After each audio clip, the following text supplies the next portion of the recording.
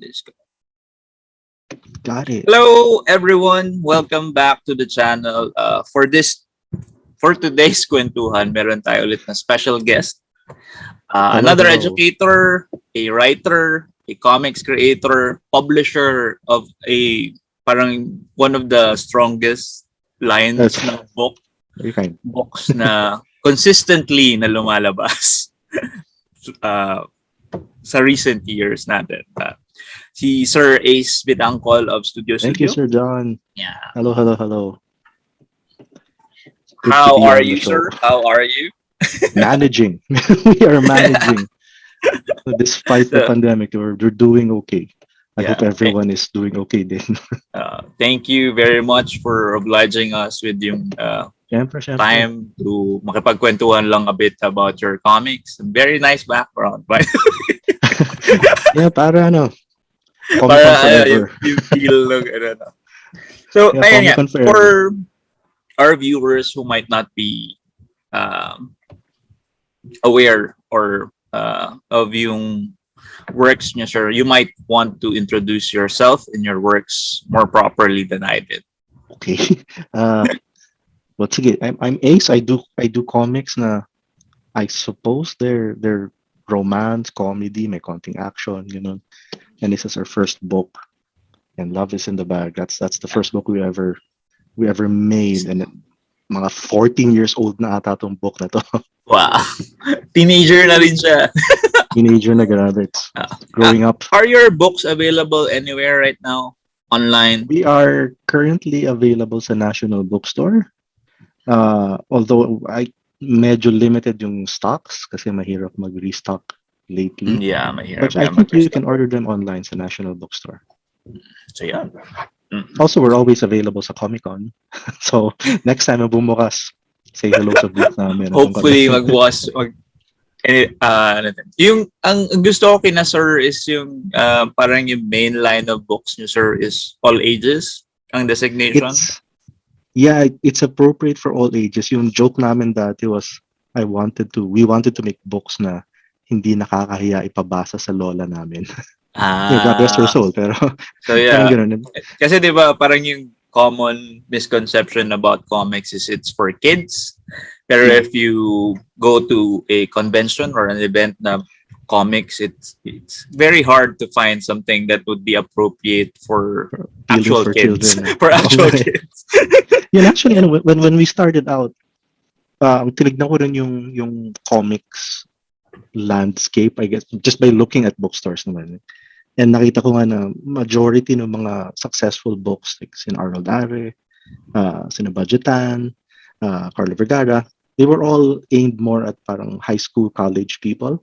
Mm-mm. And I looked at their work and I said, man, I am not gonna break into this demographic with these guys around. Matitindi sila, gagaling ng works nila. So I also said na, why don't we just go for a younger audience na lang. So at least yun, at the time, mid-2000s, medyo open pa yung demographic na yun. Plus, it was also something na enjoy ko yung magsulat. We like writing parang mala-archie comics level na humor. Yung ganun siya. Ganun yung trips namin. And ano nga, I'm particularly, I'm a witness dun nga sa demographic ni Sir Ace. As in, they really like gobble up yung books ninyo. As in, parang, I wish there are more creators creating more content for that market. Kasi sila yung would be the next batch of creators. And, so true. Diba? Actually, tuntua nga ako sa Comic Con na you guys have been more open to content for that demographic. And tuntua ako, it was in Comic Con that I met sina Rob Magnuson, for example. And fantastic yung works niya. And I got to work with him sa Ateneo din. And salt of the earth, napakabait na tao yun. Kasi and diba, super fun seeing kids. We should do more content like this kasi if everyone na nakausap ko na comics creator, most of them fell in love with comics when they were kids. So true. So parang if we do not have this type of books, na geared towards kids, di ba? Parang, Mhm. where can we get yung mga next creators natin? Or yung next batch of readers of yung books na ginagawa natin ngayon. Kasi di ba parang nagiging older and older yung market, tapos nag-shrink yung market.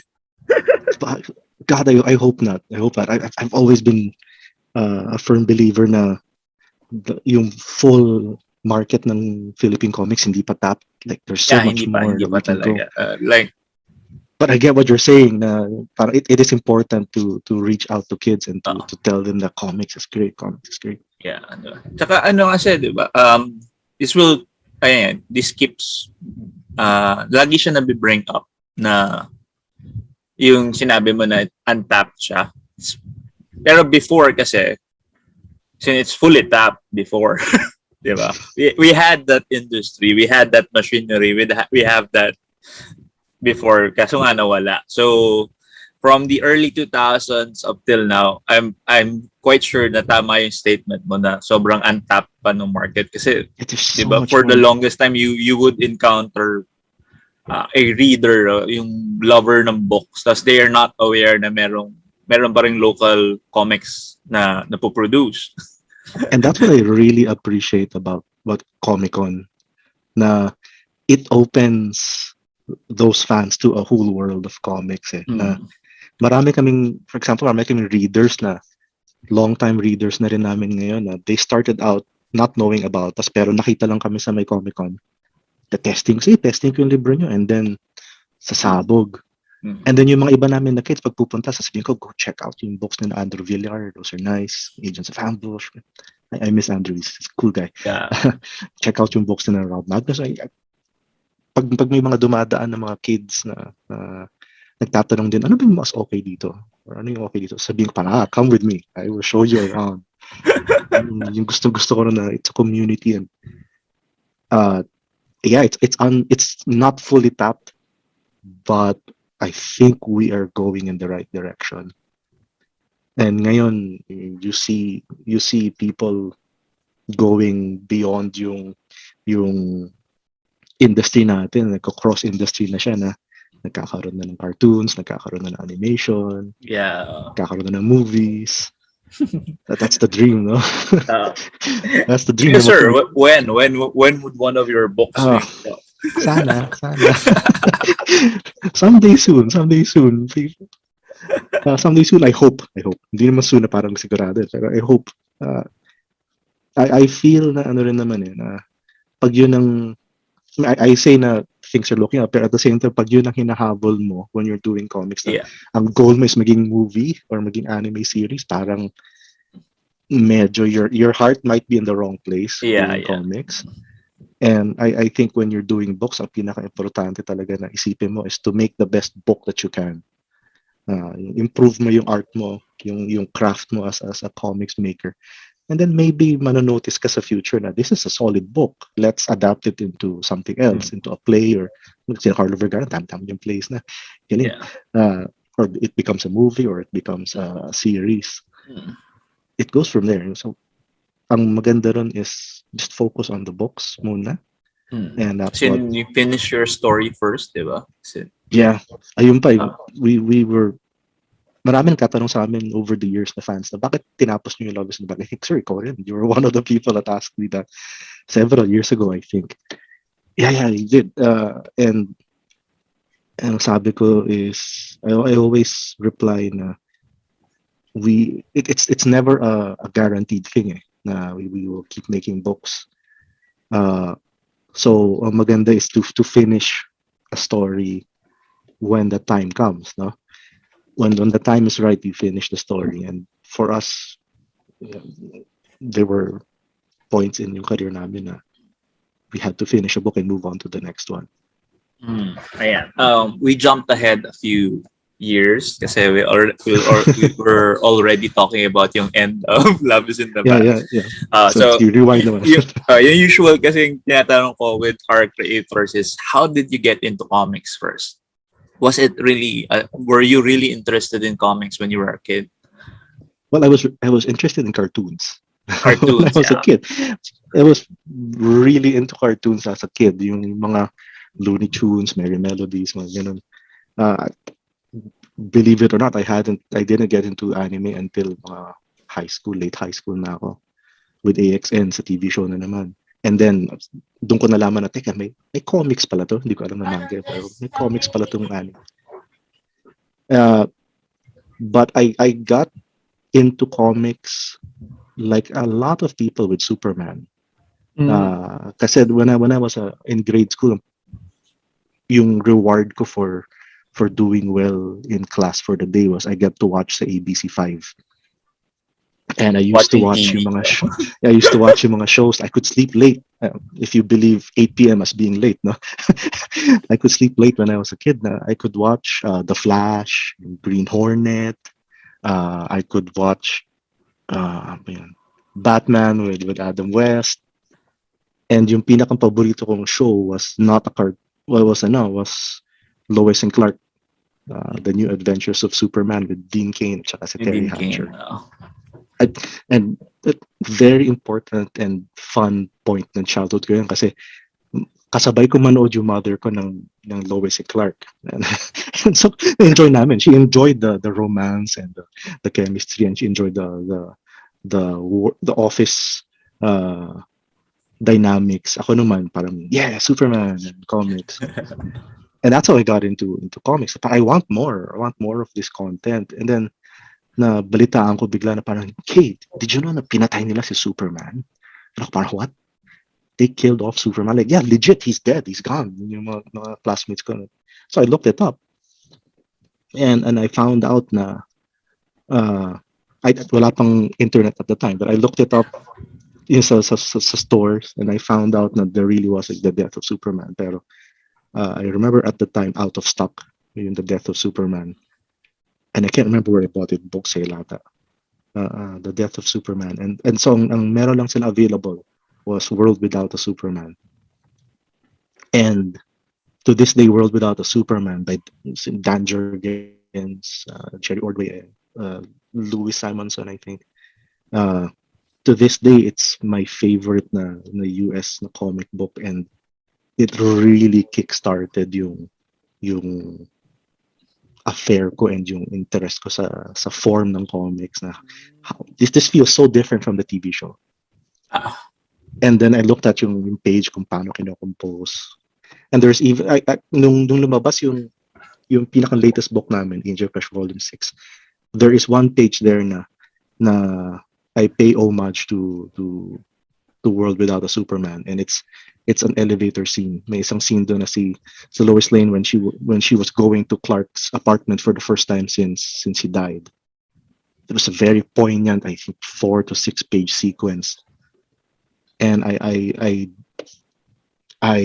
took inspiration and did an elevator scene din sa Angel Crush. And ninote ko naman sa trivia at the end of the book na it's a salute to that sequence. Yung sequence na yun, Lois Lane trying to keep it together was what really talagang pushed me na, okay, comics is fantastic. Hindi lang ito, not just for kids. As you said, sir, not just for kids. This is good writing. This is layered. That's what really kickstarted my affair with comics. This is kind of unique, yung experience mo with Lois and Clark. This is another yung mga nag-cross-platform na comics. Kasi I've been encountering karamihan sa ating mga other creators. They experience it with manga and anime. Because parang the Japanese have it right na, di ba? Since the anime is like a direct adaptation of yung series. Diba? It's a bit crazy when I read news na Demon Slayer is outselling all US comics. Yeah. Yung kasi, parang they got yung system right. Kasi diba, the anime and the movies reflect yung stories talaga dun, which is still running. Tapos, ang madalas kong nakukuha experience is from watching anime, diba, it may season enders. Tapos, they want more content like you did with Lois and Clark. What they would normally do is like may comics pala to, ni manga. And they would check out the manga para to get yung feel nung nabitin silang season. And from there, they would collect the books as well. So it's yung parang yung adaptation niya leads to book sales then. That's so true. That's so true. It's Oo. insane just how Pero ikaw, linked those two as things in are. yung experience mo right now, yung with what you shared with Lois and Clark is kind of unique kasi parang most of those who consume yung TV shows and yung movies na not really particular with comics, they don't really care for the printed form. 'Di ba? Yung western system nila. I mean, I don't think the MCU. Ang baliktad siya, no? Oh, Baliktad diba? siya, no? I don't think the MCU actually pushed sales of the Avengers or anything. Yeah. That's an interesting point, sir, nga, no? Na when you're into the movies, parang it doesn't really drive you back into the Parang comics. kasi they actually made a point na anybody can jump in with yung movie up to the certain level na kahit hindi mo nabasahin yung source material. It's unlike anime and yung mga animated OVAs ng mga series na you know that it has a deep source na library na parang to understand more itong movie na to, you would have to read yung manga or you would have to watch yung anime. Well, I think, sir, yung the main difference ng Japan industry and the Western industry, for lack of a better term, the Western industry is unified yung storytelling ng manga.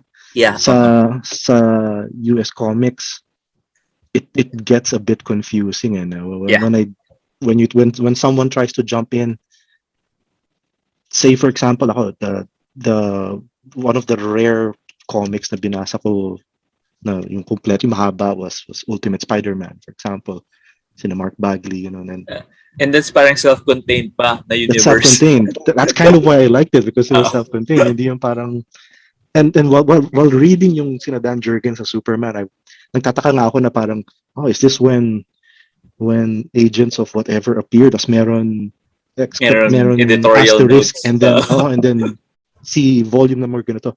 Saan ko hahanapin yan? Remember, this was the age before the internet. Yeah. So parang, where do I get this? And at the same time, it was the age of walang sweldo. It was the age of ano tawag doon? You just have to save up money as a kid. Yeah. So medyo yung allowance mo yung allowance. It's so long I forgot the term. Di ba, yung mahirap siya, it's an investment to get into it. Yung sinasabi niyo, sir, na yun nga. Kasi parang yung stories ng anime and the movies, the anime ng manga, is talagang direct adaptation. So what's going on dun sa line, di ba? Yung Western counterparts nila have parang so much baggage, history, retcons, and all that yung movies are like, parang they get to pick yung best storylines that we could adapt. Yeah. Diba? Kaya naging graphic novel format na, no? And I would compare. Yes, sorry sir, go ahead. Medyo yung the fact na sinabi mo kanina yung may mga editorial notes, that's what's happening with MCU right now. Yung cinematic universe na rin, di ba? Since you have yung mga mini series nila that coming out on Disney Plus. And the beautiful thing there is they're all still linked into one narrative. Yeah, but there's all still linked. Pero parang right now, you can't just jump into watching without knowing anything like that. And then diba? It's becoming like the comics. Exactly like the comics na sobrang convoluted na you have to read this to understand this. You have to watch there was this thing, sir, na before Avengers Infinity War came out, I actually had to make a PowerPoint presentation to show to my parents kasi nasabi, anak, sino to? Sinong character to? Saan nanggaling? So gumawa ako ng PowerPoint not knowing na sa YouTube meron palang yung mga recap videos. So nasa na sin Ant-Man. Ant-Man is currently in the quantum diba? realm, so diba, wala siya dito. it's becoming It's a too much while. like the comics that you have to like have insider knowledge of all of this Mhm. stuff to appreciate one product. And it changes form over so many writers na yun, or artists na parang pag chinek mo, bakit si Steranko puti si Nick Fury? And ako Yeah, parang, especially kasi ano yung eh, part na yan, when they did yung supposed to be self-contained ultimate universe, and then the editors kind of like yung elements na nandun sa ultimate universe, and they brought it to the 616, parang lalong nagulo lahat to. oh, I just joke na parang, kasi yung kay Steranko, si David Hasselhoff. Yung Yeah. current, Samuel L. Jackson. Samuel L. Jackson. I compare yung state ng US Comics to parang yung programming ng Boeing jets na, because so many people put their own pieces into the whole program. Pag kailangan mo na siyang i-debug, ang hirap-hirap. There's so many layers and notes that you have to go through. And I think that's the main thing that manga got right.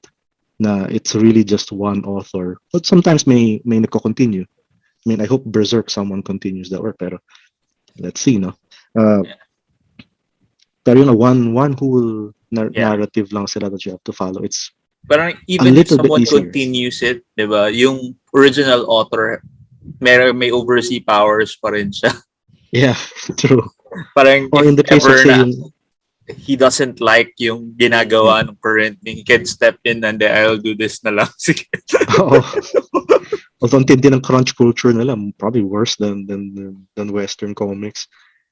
Pero they get, as you said, sir, they get it right. Eh.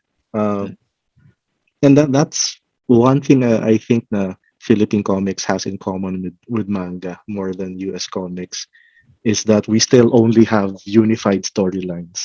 Hindi yung tipong wala kang Manix Abrera 616 tsaka Manix Abrera Yeah. 1. Unless Yung he ganun. does it. Kung gusto niyang gawin, he can do it. Pero yun nga, Just too messy. prerogative ng creator, di ba? It's too messy. I think we did have that then before, di ba? Kasi we had legacy characters. Like, di ba, there was a version ni Darna na naging guy siya, or basta, as in, Or I know there was ng jeans. yung ganun, di ba? Parang, but that was before. Pero ngayon nga, since most of the creators own their own creations, they don't really hire other people to do yung creations nila. Most of our products is yun, isa lang yung creative team all throughout, which is I'm good. I'm looking at the bright side of that situation. It's a lot easier for, say, Netflix Philippines. Baka naman. It's a lot easier for Netflix Philippines to approach and say, hey, we want to license yung work nyo. We want to license yung Mactan ni Tepay Pascual, for example. So it's easier to figure out who to talk to, and again, unified yung storytelling niya. Kaya madali siyang export. Which is yung parang ginagawa ngayon na Comiket, di ba? They're helping the creators to pitch to would-be investors and producers of ganitong stuff. So, yun sir, medyo lumayo na naman tayo. Balik tayo sa kwento nyo. Parang Western comics nga pag ganun siya. Pero kasi di ba, ang daming topic actually about comics na parang sobrang sarap pag-usapan and sobrang sarap himayin for yung people who would be like casual viewers lang ng comics, kung para maintindihan nila kung bakit gano'n. Kaya pag say in-invite ako to talk, minsan yung parang introduction to comics, parang okay, where do I start? Yeah. Or yung history of comics, tapos bibigyan na ako ng 20 minutes. Seryoso ba kayo? Hindi pwede eh. Parang that's like, I could talk about yung last 3 years, okay? Pero It's gonna take forever. if you want me to talk about like from the 50s, give me like 2 hours, and then maybe I could like segment it to per decade. There's so much, and I love that it's not It's not monopolized. It's madaming. Each point in history has so many things happening, and it's such a beautiful thing to see. Yun yung next question, sir. What pushed you to make comics? So you love yung si Superman. Ano yung parang nag-push talaga sa'yo na I want to make my own comics and I want It to you set up a studio to make yung comics mo. it was kind of actually on a whim. I can give a couple of answers now. Yung I remember in college, I ran across some books at National Bookstore because I was looking for stuff to read, and I came across works by Sina Carlo Vergara, and I saw Arnold Ares After Eden, and not I was a bit shocked. At the time, I was reading stuff like Pugad Baboy and Birkada ni Lyndon Gregorio. Aling McBeal is still my favorite character of that series. Pero yung mga ganun, parang newspaper style yung alam ko. And then I saw these graphic novels and I said, holy moly, kayang gawin ng Pinoy na to. Kaya natin gawin to. And it sells. People actually read it and people actually buy it. And so, ako at the time I was studying creative writing sa Ateneo, and sabi ko, ano kayang career ko after college? Like, do I go into advertisement? Do I go into copywriting? I don't know. I had no idea. Pero nakita ko yun, it became kinda clear to me na, hey, maybe I can go into making my own books. And maybe I can go into comics. And so that was what triggered me into pursuing it. Pero of course, after college, life takes you in funny places, no? For me, it took me to Batangas. I was working with the Bureau of Fisheries and Agrarian Reform, BIFAR, and I was actually helping out with aquarium fish. So yun yung naging trabaho ko for a while. And then I also dabbled into some graphics design. Like, I did menus and parang background work for restaurants for a while. But I couldn't let go of the idea na, hey, maybe I could make, what am I doing as a writer? Parang pinarami sa sarili ko, I wanted to write. And then comics just kept coming back to my head. And then one day, I was at my friend, one of my good friends, he's Jed Siro. I was at his house. And I was transferring anime. And I remember distinctly kasi it was Fate Stay Night, which to this day is one of my favorite anime. And malaking inspiration, malaking effect din sa akin yun. I'll get to that mamaya. And I just said, he was playing Ragnarok. I remember. I was facing away and nasa likod ko. And he was playing Ragnarok. He was fighting mushroom things in the desert sa Ragnarok. Sabi ko, Jed, di ba nag-drawing tayo nung grade school tayo? Yeah, oh. Pati nung high school, di ba? He would draw for school projects, so he would help me out. Gusto mong gawin natin na comics for a living? Gawin natin career? Sabi ni Jed, click siya. Sige. Sige. Ano ka ba? Okay, sige. That very same night, parang may momentum na kami. Habang nagka-file transfer, kasi USB 1.0 pa, mabagal pa yung transfer. Pinag-usapan namin, let's make something light and silly. Para let's have fun. Let's keep it light and breezy. Tapos, kalokohan lang siya and parang situational comedy. And sabi, okay, sige, alam na natin kung ano yung feel, ano yung topic. Sabi ko, well, I can do romance comedy. Pero parang normal lang, masyadong, what separates what will separate our work from other people's work? And the idea came about na, what about a girl na biglang nagiging bad? I said, sige, let's okay, yeah, I think I like that idea, let's go with that. And we just joke na pwede ko yung title, Love is in the Bag. Hindi na umalis yung title. Anyway, it became Love is in the Bag. Oh. And how many volumes is that? 5? Oh, this one, 6? Originally, it ran for 5 books. 5 books. And then, because may demand from kids, we did a direct sequel, Bag Together, kasi baduy kami. We make good puns. And then one of my classmates from college, si Ryan Cordova, I asked him to write a light novel. Sabi ko, testing natin. And it became The Great Donut Keeper. So, ganun siya for now. And then, nagkaroon ako ng Choose Your Own Adventure book, Yeah, you choose your own adventure book. which resulted from a dare. And then, ito sir, alam ko familiar sa family mo, we did coloring books and Yeah. activity books. This one, we got hired by WS Publishing to do. Tapos, Yung love is in the bag, di ba? So, on a whim lang yan. As in, you just ask your friend, tapos that night, Love is in the Bag was born. I actually wrote, at mabilis ang gusto lang kasi galing pang college, so sana hasapa. I wrote, I think, mga 100-page na Word document na yung may script lang.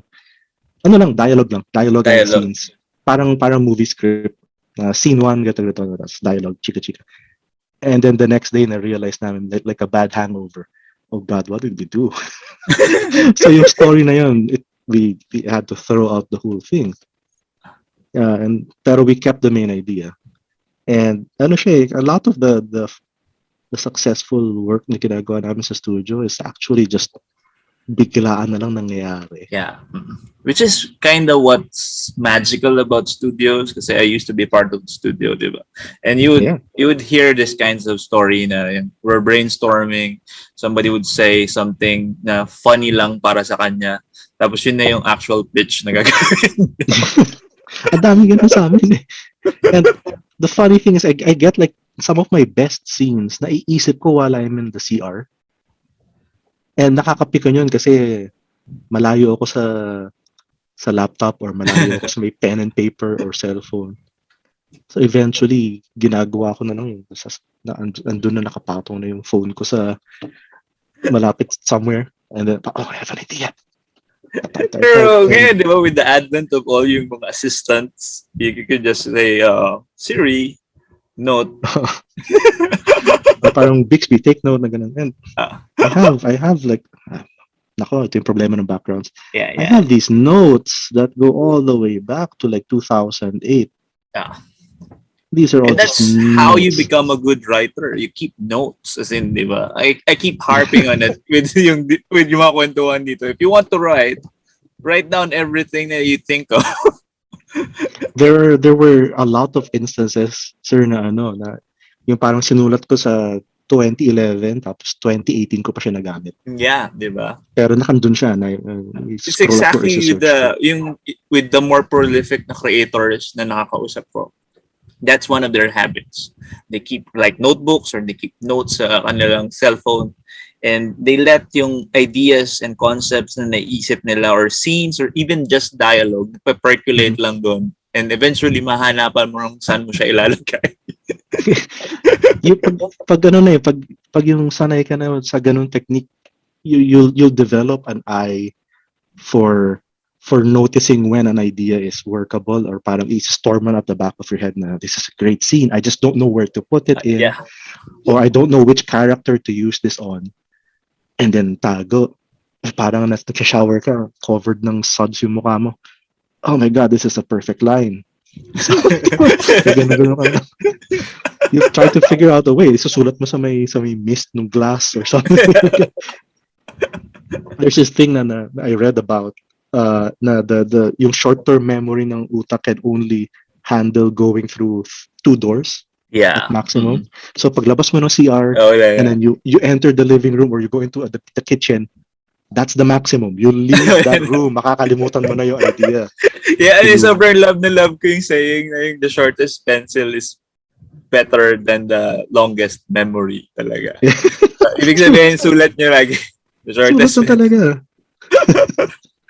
Kasi parang, di ba, you have a sobrang stellar na idea na ito yung magpo-propel sa career ko. Pero, di ba, pero you never wrote it down. Tapos when you go to your laptop to write it na, it's gone na. There were so many moments in my life na ganun. Importante yun, ang ganda nung nasulat ko. Doon na naisip ko, bakit hindi ko na siya ma-recall? And then I eventually settled for something a bit inferior. Pero, pwede na, sige. How was Ganun yung siya. first reception sa Love is in the Bag, sir? Uh, it was actually very surprising even to us. Kasi I know we were going for yung light and breezy tapos fun, but we weren't initially talaga like specifically targeting young kids. We were targeting yung parang first year, second year high school. You know, just the ones before the ones that read the more serious stuff. Uh, pero when we went to our first convention, oh dear, uh, best of anime, I think. Hmm. Uh, when we went there, ang naggulat kami kasi ang mga lumalapit were parents. Sabi namin, ay, okay, mas matanda pala yung readers natin. Tapos biglang, my kid loves your book. So, whoa, kid. So they were grade schoolers and they were clutching. They were hiding behind the parents. Lalapit bigla mag-appear. Oh, surprise, surprise. And they were kids and they would post with us. Mm. And sinasabi na, I enjoy reading your book. Ganun yung mga boses. Hindi ko na-realize na we were reaching that young of a demographic. We were thinking, maybe hindi na grade yung nakalagay sa may year level nila eh. Parang year na. Yung pala, grade 4, grade 3, grade 5, mga ganun sila. And then we noticed then na we were targeting women. That sounds wrong without context. No? We were we were making books aimed at what women would enjoy. So yung romance comedy. So wala gaano action, walang special powers, walang superpowers. Pero we were also surprised to learn that there were also guys that enjoyed the books. So Oh, okay, para sige, dun sige. sa mga casual nating viewers, if you are not parang familiar with Loves in the Bag, sin sobrang daming stuff. It's not just about rom-com and kasi may food, may basketball, may The basketball, we love basketball. all sorts of Yeah, stuff ganyan yung art na niya. sayang. Yeah. That's the early art. It's in issue 1, yeah. So, as in, ang daming, actually, could do a whole series with yung just the basketball. we love slam dunk. Slam dunk was amazing, and I loved playing basketball from college and up. And ngayon hindi na. If I try to do a layup, I'll break all my ligaments and maybe twist my shoulder. Pero yan ganyan. So Yeah. we wanted it to be a little part of it. Kasi nga, it was, kumbaga, love is in the bag. We wanted to be happy.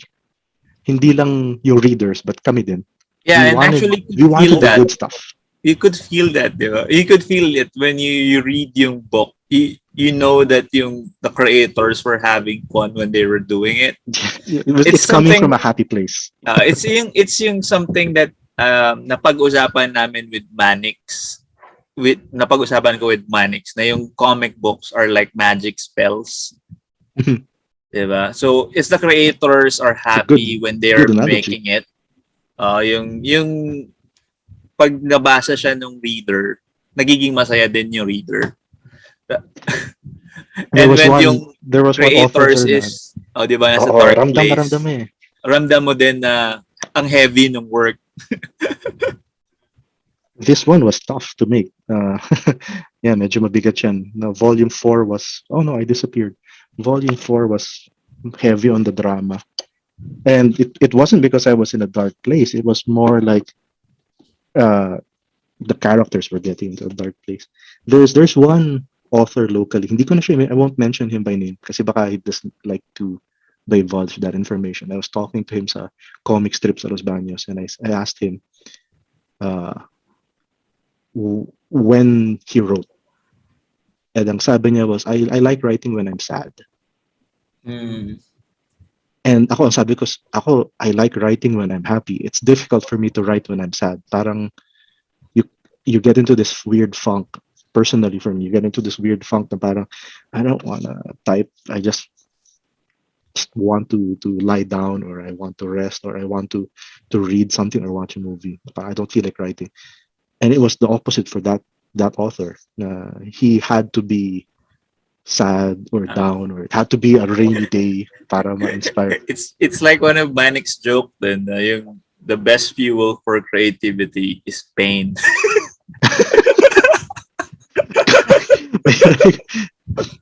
Imagine the romance comedy the romance comedy that would arise from something like that, no?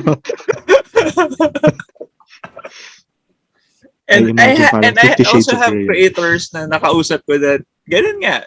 And whenever he suffers a breakup or suffers a rejection, it's yung time na napaka-prolific niya. So, ang dami niyang Parang ilabas. kilala ko yun, ah.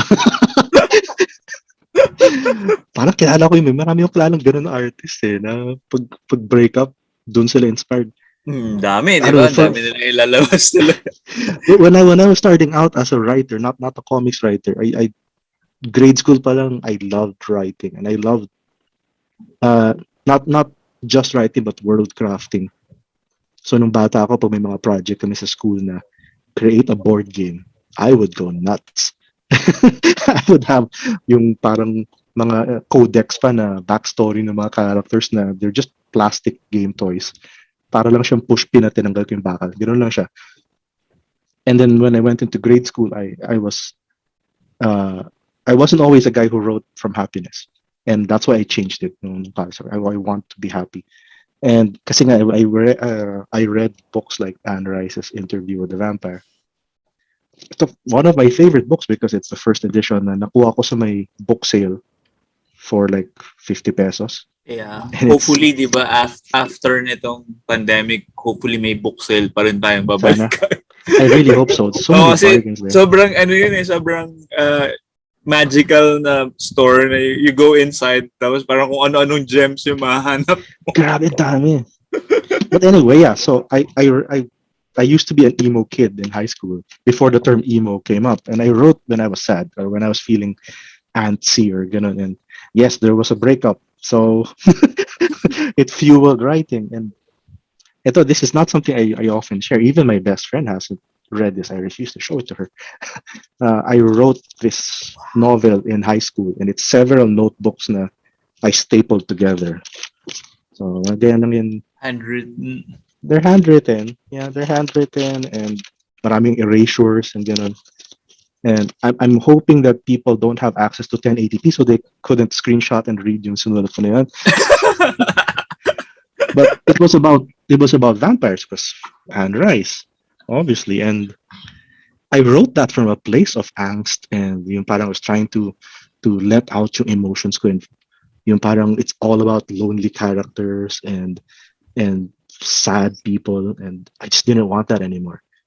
So after nung college, yung sabi ko kay Jel was, let's make something fun and light and breezy. So yung writing from happiness, I think that's a more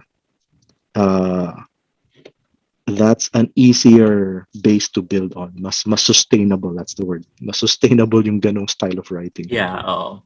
Kasi 'di ba, parang if you always write from yung place of darkness, parang Hirap. ang mahirap din eh kasi parang parang God forbid you'd seek out something na Yeah. Ayun pa. para lang maging fuel dun sa ginagawa mo. Some of my friends have suggested over the years na do you drink alcohol or do you do drugs when you write? And ako parang no. No. Ang hirap magsulat when you're intoxicated. Oh. And no, I've never done illegal drugs. So hindi ako pwedeng mapatay ng gobyerno. Pero it's yun yung mahirap na fuel mo. Case to case basis naman. Case to case. True. There are writers and artists talaga na yun yung talagang ano nila. There's so many of the great authors of our time, no? I half expect na someone does heavy drinking and other substances, they could probably make Fear and Loathing in Metro Manila, parang ganun. So Hunter S. Thompson yung dating. A lot of great people have created timeless works from very dark places. Yeah. But ano yun, yung demons, yung and it's and I tell kids this and students na sayang yung mga taong who give in to who succumb to the pressures of that. There are people who I guess yeah they get inspiration from the bottle and they're okay, and more power to them. More power to them. They're okay. What makes me sad are the people that don't get it out, that don't make it out of the bottle. Yun ang problema doon. But parang naging lecture na, no? Naging sermon. Di naman, ano lang, Drink if you want, just drink moderately. it's ano rin naman, a nice pointer for those who are looking into creating their own works. Kasi I think most of my viewers are yung interested in creating their own comic book works. So, and they're trying din na makita kung ano yung ginawa ng ating mga comics creators before them that worked for them. And yun nga, this is nice na point na you could write actually when you're happy and you could be successful. That's successful, hopefully for a long time.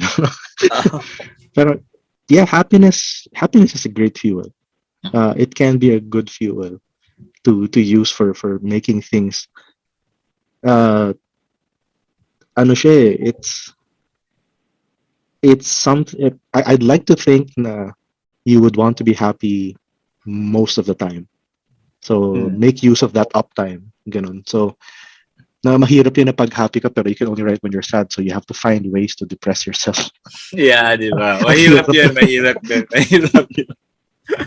Tapos, lalo na if you're successful, na meron ka nasulat during that time period. A dark time, ganun. Tapos you need like a follow-up to it. Pero since naging successful nga yung work mong yun and you have money na and everything. So you can't write a sequel to kung ano man yung sinulat. Ang resulta nun is Evangelion na movies sa Netflix. It's the same thing with music, di ba? Parang if you're a hungry creator during that time, parang punong-puno ng angst yung music mo. Tapos you get a hit, tapos you get money na, tapos the angst is not there anymore. Time to transition. maybe it's time to transition to a different kind of music. So, BOA, I think Best of Anime. That was the time when it was still attached to MIBF, right? Yeah, that was before it became yung crazy na event na may mga foreign guests na fire hazard na kailangan na siyang ilayo dun sa MIBF. ang okay lang dun, ang isang okay doon was it was in SMX, so malapit sa amin. Kasi I'm from Las Piñas. For people who don't know me, I'm from Las Piñas. So there's actually, a lot of our jokes about the creators are South. from the South. A lot of yung ating mga creators are from the South. Though marami din from the North. So, minsan-minsan lang tayo nagkikita. And we have to meet halfway sa may Mega Mall. Joke lang. So, yeah. Pero hindi naman siya tunay na halfway. That's what I love about Pioneer and Bayanihan Center. It is closer. Sort of halfway. Sort of. And true halfway na south at the north of Manila is actually Makati. But they consider Makati South. Makati South. Yeah. Masyado ng south ng Makati for my friends the north in the north. People. No, it's too far away and yung traffic is terrible. I won't go there. Sometimes I wish parang Game of Thrones na final season na lang na pagkadali-dali na mag-travel from the north to the south na. So, yung nakakaasar with yung ating traffic. Kasi, di ba, from SM North to Makati, it's like, just supposed to be like a 30-minute drive. Oh, man. I remember when we were starting out, yung nagde-deliver kami ng books, we would just take the train. And ang nangyari dyan is parang 4 kami na tao na we would start out na we were carrying mga katsa bags ng mga books na naka-label na for outlets ng National Bookstore, and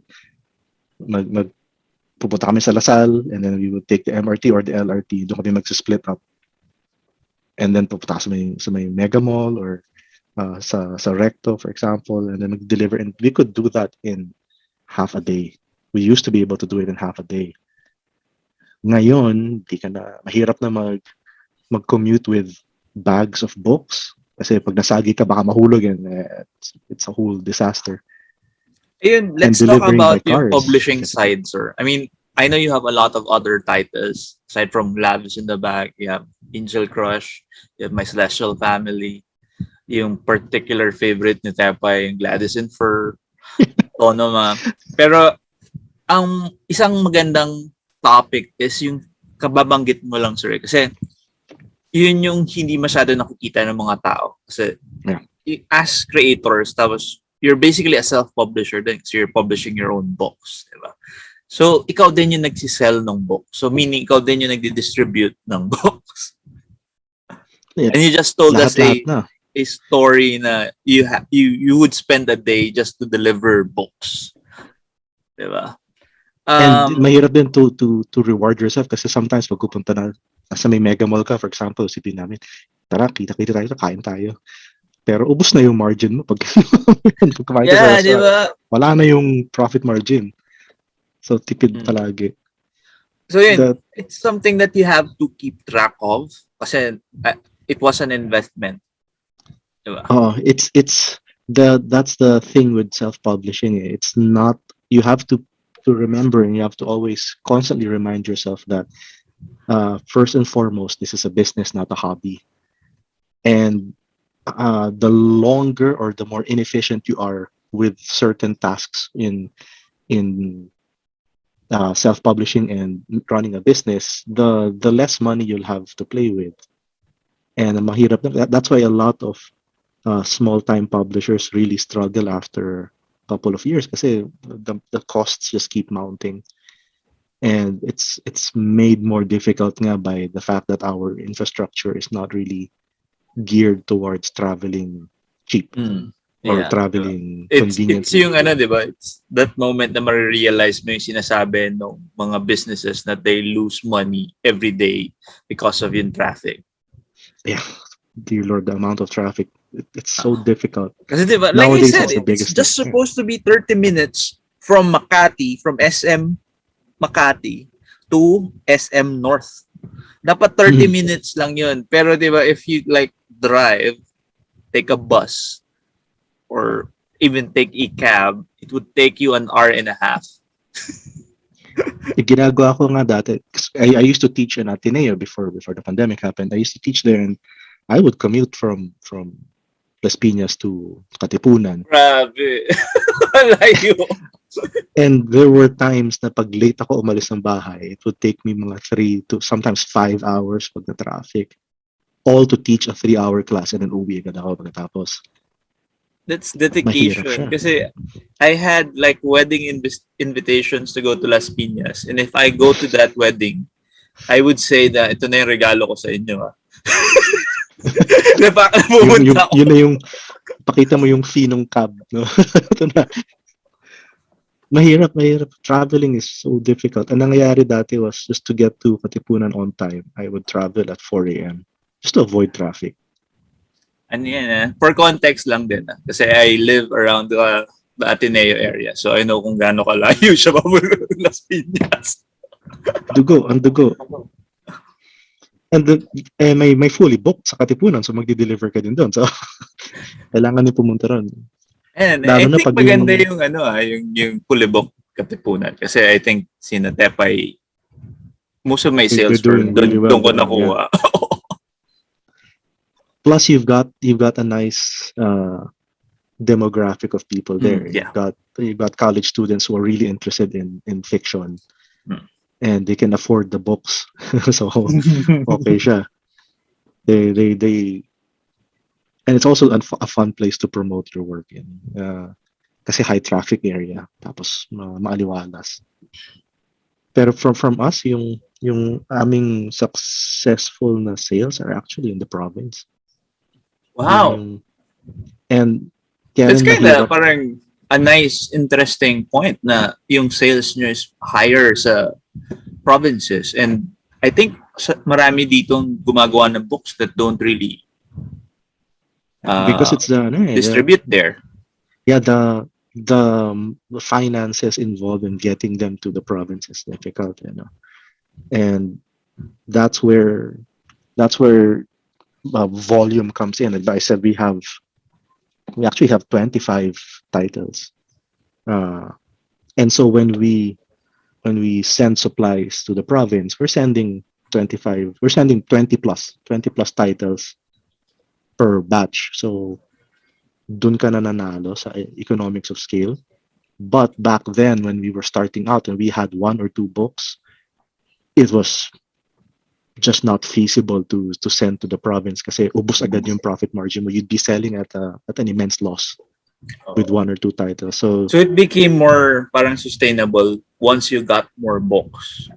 yeah, it became possible only when we got more books para sulit from a financial standpoint na magpadala. And yun, that's and maganda rin kasi nga yeah, many of our readers are actually from the province, from outside Metro Manila. So yung pressure din to get the books. Excuse So me. it was a conscious effort talaga na yung books niyo were written in English. There was no other option. It was more what I was comfortable with to write in. You mentioned Sir Kena parang medyo unique or awkward yung where I came from na comics na nagsisimula sa TV show and then comics instead of the other way around. I tell my students that I'm a weird person. I've always been an awkward person na unorthodox na yung dating, and I was educated I studied in an international school na you would be fined for speaking Tagalog outside of a Filipino class or outside of during class hours bawal mag-Tagalog. So I grew up learning English and speaking English primarily. Pagkatapos nila saka nagka-Tagalog.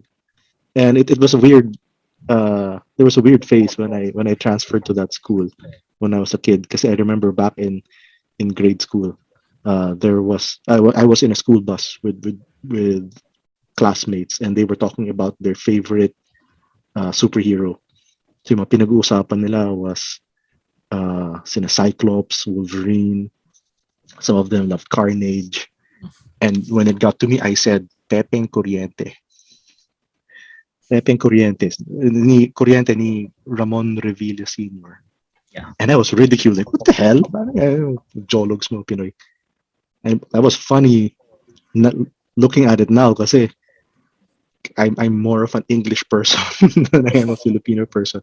But at the time, walang cable, so it was Tagalog. But when we got cable, yung afternoon movies yun. Oo. Na yung kinakaskas pa yung film para may lightning. And pero when cable came out, so babad ako sa Discovery Channel and later on AXN, so and Star Channel, Star Movies, gano'n. And so nasanay ako sa English, and that's why English is still yung primary writing method, writing language ko. But we eventually did try to do a Filipino one, Tonoma, which is set in the Philippines. Pero I made fun of myself in that book na maraming Taglish. Kasi doon naman lumalabas na yung how we really needed English, because we also have readers from overseas. And Tonoma was this funky trapeze act na a lot of the important story lines were in English, and then yung Filipino flavor was in Tagalog, and the rest were in Taglish, or yung from the south, yung taga-south yung style. I'm kind of curious about yung sizing nyo ng books. Oh, this one. When you started yung sa Love is in the Bag, diba?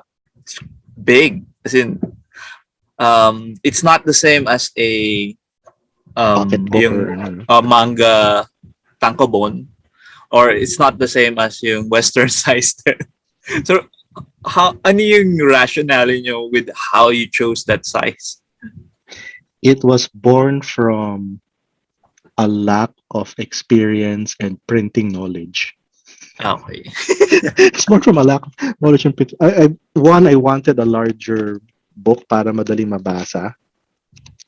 And I actually kind of imagined it to be smaller. But then when the final thing came out, we said, whoa, wait, this is pretty big. Even the printing press said na medyo hindi standard yung size nung book. Yeah, that's exactly why I'm asking. It's not the standard size of anything. But yeah, for us, it was just an arbitrary thing that we wanted. Tsaka yung pang scale din.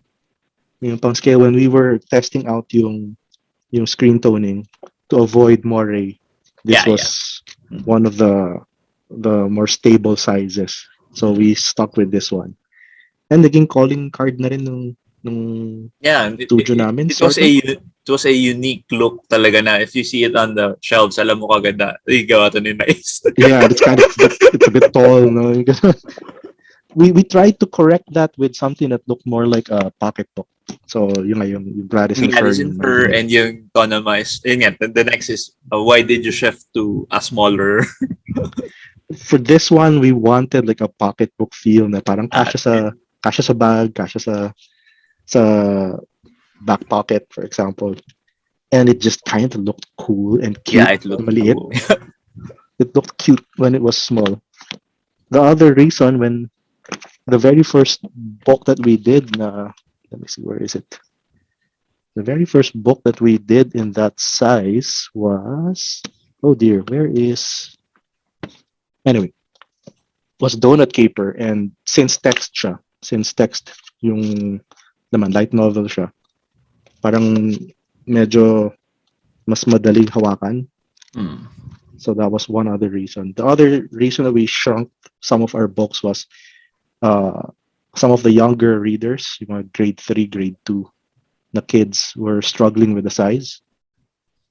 Like yung tinapatong pa nila sa may legs nila yung bottom ng book para maganon. So we said, okay, let's make smaller books for them para mahawakan. Yeah, that was also it just looks cute. Another reason.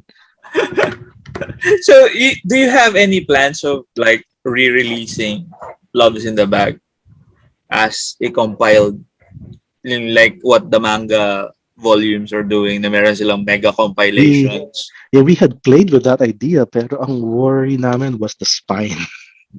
Like I'm not sure if the spine would hold together kasi Love is in the Bag is over 1,000 pages long. Yeah, I mean something like this. Yeah. meron ako sa studio na meron ako sa studio na compilation books ng several manga series. Yeah, diba? They do yung mega compilations. They call it mega compilation. They even do one that's jumbo sized. So similar sa books namin. Similar sa books namin yung jumbo sized. I don't know. I think the physical limits of yung how much glue to put on the spine might be a bit of a problem. If it's that thick na, the publisher would have to do yung old school na stitching. Oh no, that's and that would be expensive. That's expensive. And our books, as you know, sir, they're a bit on the high spectrum kasi there's a lot of costs that go into it. Yeah, I know the cost, pero 'di ba yung ano yan, when you started, kayo lang ata yan sa price range na ganyan. Yeah. But right now, dami ng books na mahal, no? Most have realized that they do have to price their books that way. Which is, so like you said, diba, karamihan nung, unlike you guys, that you thought of how yung business of it would be, diba? Some of yung ating other creators don't really think about business. They just want to just release it and just like have people read it, and parang plus na nga lang if somebody else buys it. Pero these are yung mga factors with comics creating that comics creators have now to think about. And you guys were doing it correctly even when you started. Thank you for that. But I do like to say a lot of artists are also really successful, more successful than us, and they're doing it their way. So I don't really judge Well, them for that. yeah, it's parang it's each other's ano naman, diba? May sarili-sarili tayong journey. So I will say that there's one point in early in my comics career na hanggang ngayon kinukwento ko when I talk about comics business. And it was from comic strip. Uh, they took all of the people in the booths to line up on stage. So sarap nung may picture ako na proud ako na I get to stand next to Harvey Tolibao, next to uh, next to Budget Tan, was Manny that in Sabrera was there. Los In Baños? Los Baños, yeah, Yeah, comic strip Los Baños. That was And before it evolved into LBCon. the late great Jerry Alanginan was also there. And there was one question tinanong kami. The question was, what do you think of first, money or passion, when you do comics? So, andun ako sa may near the end of the line next to Hazel Manzano. And yung sa may left, it was all passion kasi you have to follow what your heart tells you. And then nung dumating sa akin, money. And tumingin kasi, I remember it was the other artists gumanon, tumingin sa akin. Sinabi, and I said, okay, ang reasoning ko is that money fuels my passion. Without money, I cannot make books. Yeah, true. So without the money, frustrated yung passion ko na I want to make this project. And I remember seeing a post, I think this was in the mid 2010s. God, it's been so long ago. The mid 2010s. Si Sir Jerry, he made a post sa Facebook and sabi niya, the things I could do if I had so much money. I would hire, binanggit niya yung mga tao, si Carlo Vergara, ganun. You would make such fantastic books. And yeah, money is important. So it has to play a part in your decision making when you're creating books and when you're planning, especially for us na multi-volume ng story arc namin. And so you mentioned na yung lots of people are now entering yung price range na to, which is amusing kasi we're moving down sa price range. So yung our book like this one, My Celestial Family is cheaper. It's cheaper than Love is in the Dark. It has metallic printing. Yep, and it has a fold inside. Wow. And what we did with the fold is we played with it na, oh no, come on. Okay, there's a line in the cover na parang you are alone in a sky full of stars. Pero when you open it, nagkakaroon ng ibang word, you are never alone in a sky full of stars. And then yung artwork will iba din. Wow. There's someone with him. And so we do that in all those, it's interactive. Yun ang ginagawa namin to try to justify the price. This is from this is our philosophy from way back when we started. Kasi nga mahal yung books namin relative to the other books at the time. Nowadays, in relation dun sa kwento mo kanina, sir, may tanong lang ako. Kasi you would really think about money if it's talagang yung source of income mo. Was it yung talagang nag-focus na lang kayo with producing books? For a while, yeah. For a while, parang my main source of income is really from writing, from making books and from selling. From the books. Kasi I guess that's parang you took yung leap. Kasi most of the other creators, I know they're, with myself included, it's a parang position of privilege that we have like well-paying other jobs and we're doing it. Parang kasama na doon sa equation ng sa sweldo ko this month, I could produce like ganto. So I don't really think of what will I earn from yung comics. Pero yun nga, once you like decide na this is what I want to do and I have to find a way for it to sustain my living. Parang it becomes really important. It's it's a really huge gamble, no?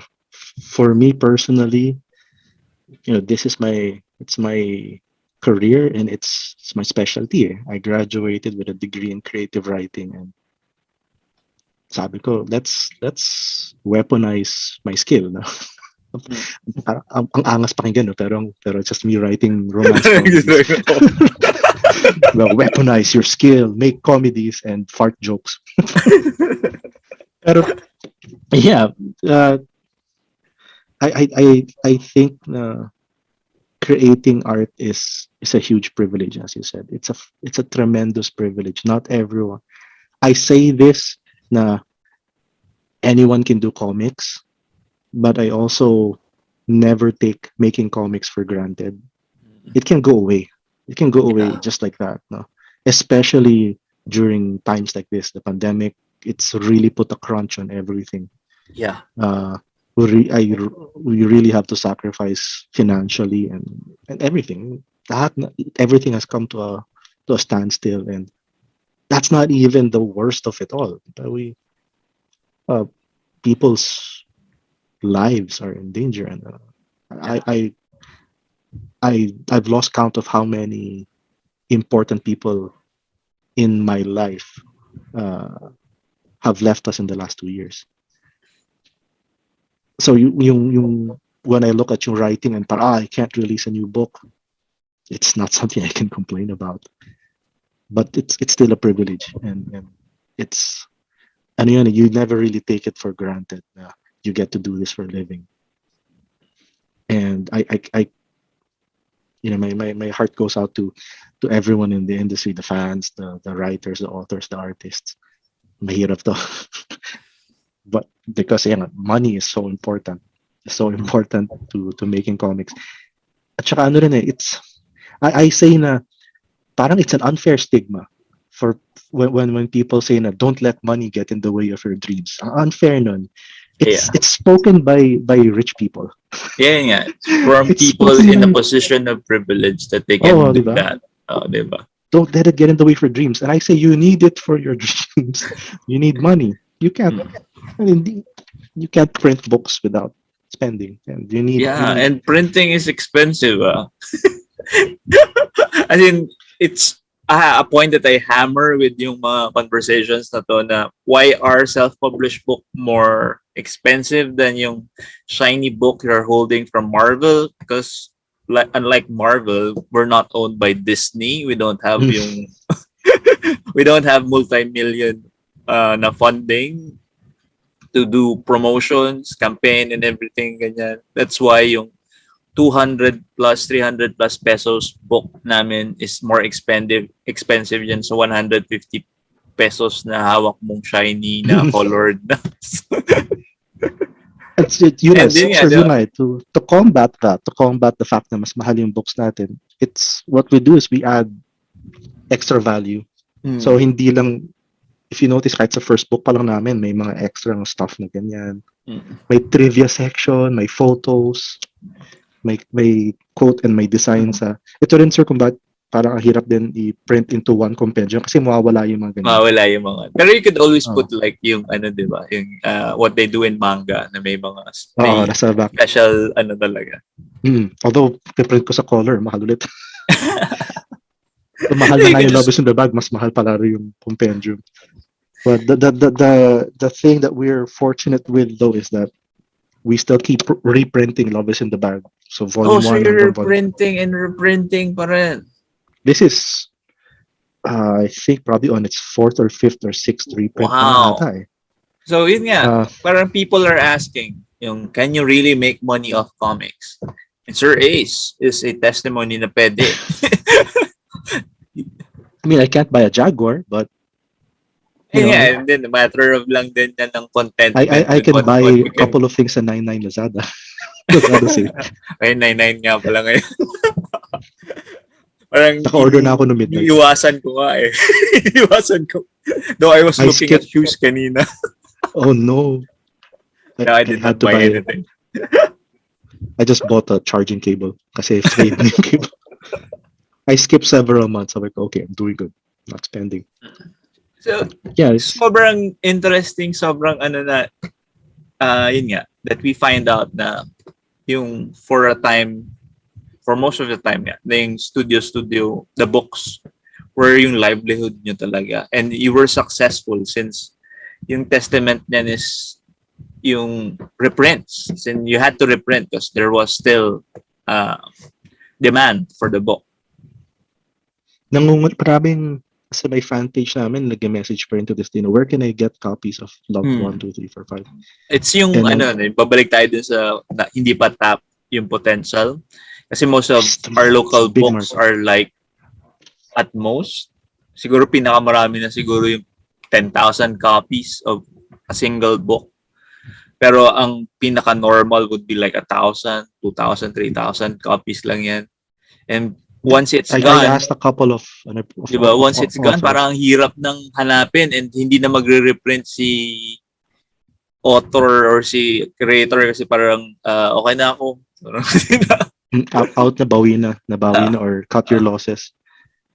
I tell people when I talk about our books as a business na the first book of every series is our gift to them kasi matindi yung gastos, pero every single book after that is their gift to us. Kasi what their support is what makes the books possible. If for some reason hindi namin mabawi yung cost, we have to wait. We have to wait until maipon ulit yung funds then to bring out the next book. Ayun nga, so something without hindi, fan support. Di ba, hindi nila rin na-realize that you're asking na sana meron ka agad yung ibang books na bagong volume, bagong something. Pero what the creators might be waiting for is for yung money to roll back in para mabigyan kayo ulit ng bago. And that's the thing that you learn from watching shows like Shark Tank. That's the danger of retail. Do you really want to go into retail? Kasi pag sa retail, the money doesn't come in 24 hours after a sale is made. It comes in weeks, months after. 6 months. I will never forget, sir, yung sabi mo sa akin, yung kwento mo sa akin when we taught at Xavier ata. You said na, and I hope it's okay that I share this, na it takes months and then eventually biannual na yung payments. Yeah. Actually, if you're interested, I talked with our publisher, si Sir James Palabay, and he actually told everyone what happened to him. Okay. So it's already out in public. Sensitive. It's already out in the public. That's what happened to Culture Crash. I took that to heart. Na okay, I have to plan for that. Na when you put money out for a book, you have to expect na you're not going to get any very money. Slow back. You're not going to get any money from it for maybe half a year, possibly longer. No. So best be prepared for that. And I gave this talk in Ateneo that 3 years ago. I spoke about finances then, and I said I call it the pizza slice principle, and in the Philippines yung lugaw principle doon na kailangan tipid because it will come in very, very slowly, so you have to be able to weather that storm. So there's so many hidden fees and expenses in self-publishing. You won't believe it's. Akala mo parang you get money from your distributor, or you get money from sales na, yay, okay, great. And then the taxes come in. And after the taxes, there's the printing costs. And then every year you have to go to City Hall to renew your business permit, and there's a whole load of other expenses there.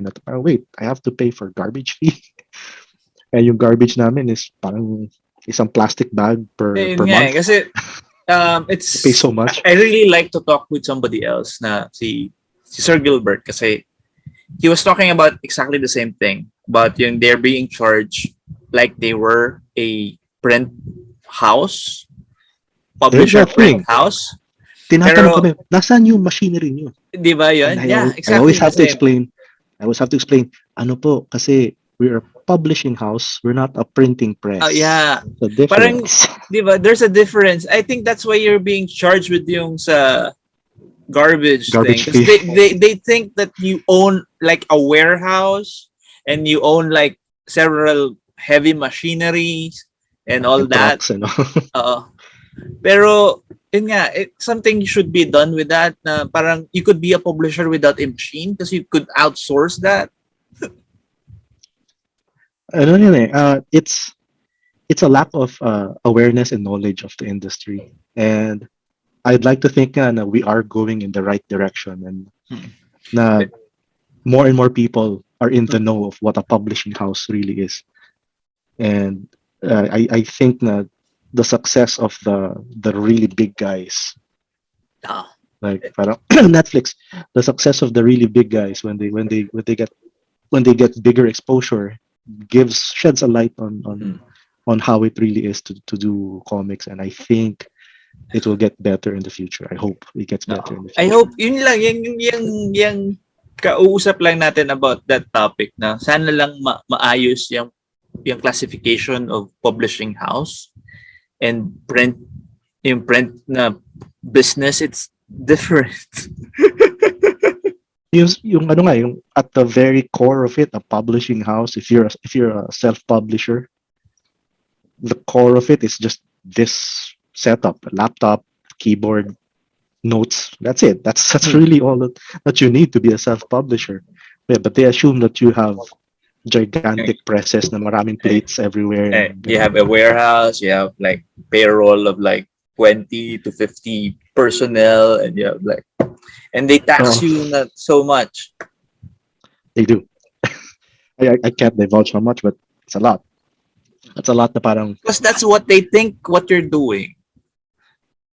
Somebody should talk. Actually, dapat nung town hall meeting pala na bring up yun. Sorry. So, pero yun nga, it's what's killing yung mga small self-publishers. Yeah, I'm not that big of a proponent of depending on the government for things because one, they're not so dependable right now. Yeah. But Pero di ba, as in, if you're gonna tax us, as in tax us na yung correct, yung ano sa amin na hindi naman kami like multi-million yung in-earn, you know? Yeah, it's ang daming expenses, and for some reason they can't believe na ganun yung expenses mo. But yeah, that's the reality of things. Diba? How much did yung cost of paper doubled during this administration? Yung first 3 years pa lang nag-double na siya. Tapos after nung 4th year parang nag-double ulit siya. Tapos ngayon, it's insane. It's insane. And it hurts when you're doing a series na standardized yung books. Like for us, Angel Crush is always 168 pages. So yung cost ng Angel Crush 2 and 1 versus yung cost ng Angel Crush 5 is higher because of the cost of materials. But people have come to expect na pareho yung presyo. Yun yung problem nga doon. Yeah. Again, the surprise expenses na it just comes up to bite you and it hurts. So yun, sir. Final na question na lang. Any advice to give? Ayan, we talked a lot about advices na for pero one final advice for those who will be trying to wet their feet, trying to be a new comics creator. Ano yung mabibigay mong best advice for them? Could you clarify, sir? Is it just to make your own book, or is it to start your own publishing house, or? Well, parang magkaakibat na yan ngayon eh. Though, start lang yung comics nila. Okay? Kasi that's the first step. Though you have to think about then yung iba namin pinag-usapan if you're going to sell your book. For people starting out in comics, I'm self-taught. But I didn't stop from being, kung ganun lang, I actually read comics craft. So how people design things. So I would urge that you read up on how comics is actually made para mabawasan mo yung inefficiencies. Uh, before we published Love is in the Bag, and this is a common practice, you do thumbnails. But for us, we actually did also, I don't know, we also did index cards. So, gumawa na kami ng thumbnails, gumawa pa kami ng index card version, and this is the only version of it. This is not necessary. This is an inefficient waste of time and money and resources. So read up on how the production process actually works, so you can weed out the stuff you don't need to do. And for the actual craft itself, I'm a firm believer in basics. Kasi even if you forget the advanced philosophies, the advanced techniques, you can always make things from basics. So always understand how panel flow works.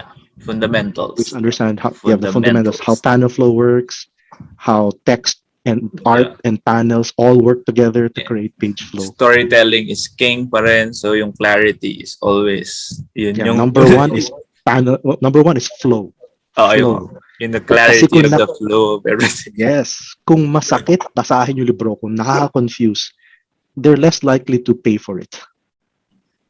So if they enjoy the experience, like you took them on a beautiful journey na relaxing with all the nice surprises, not the bad surprises, the more likely they are to come back and spend.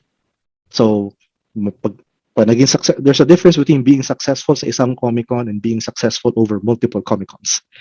Ang sarap ng feeling, I tell you, ang sarap ng feeling pag bumabalik yung mga fans, hey, I know you, you're from last year. Yeah, ang sarap. When is the next book coming out? Oh, it's there, I'll buy.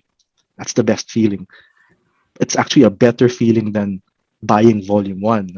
Than them buying volume 1. The better feeling is them buying volume 2. Because it means you did something right. You did everything right. And so that's my main advice. Focus on the basics, never forget.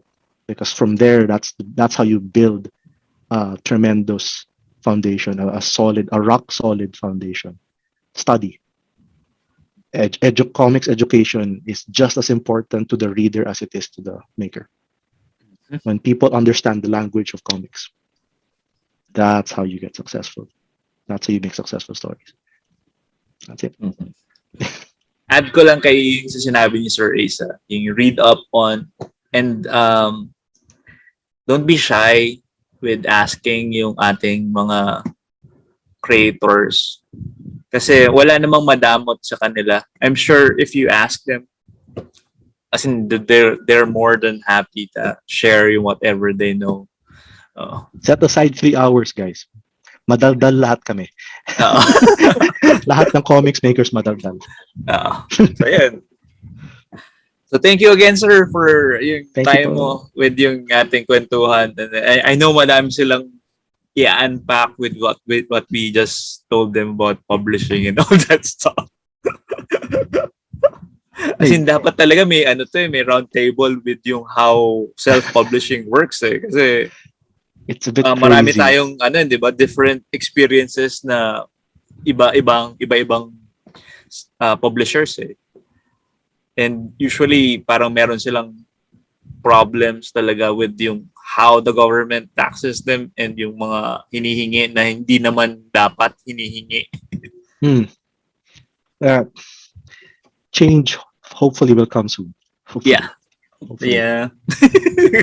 Parang hindi na masabi. So yun, parang Thank you ulit, sir. Thank you sa lahat na nanonood. Please do leave a like, share this video you to guys your have friends. Always, sir, you have always been kind to me, and I appreciate that. So thank you. Subscribe to the channel. Kung ayaw nyo mag-subscribe, every 4 p.m. ako nag-upload ng mga kwentuhan with our comics creators. And thank you guys. Bye-bye. Okay.